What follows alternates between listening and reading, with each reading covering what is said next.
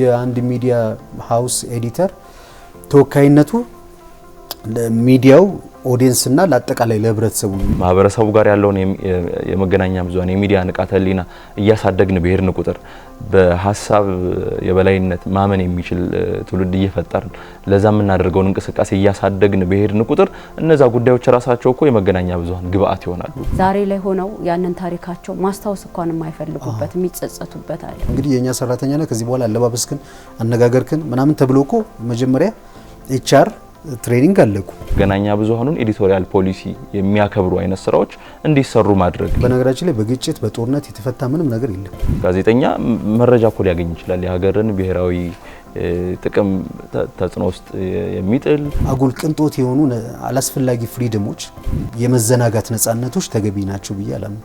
እነሱ በፌስቡክ ገጻቸው የሚጽፉት የግል ሀሳባቸው የተቋም አቋም አድርጎ ማህበረሰቡ ኦዲየንስ ይወስደውና ሳይድ ይዟል በጦርነቱ ላይ ተብሎ የተወሰደበት ጊዜ ነበር። ማይመጠን ቀልድ ራሱ መቀለድ ማንን ነው የሚያሰድበው?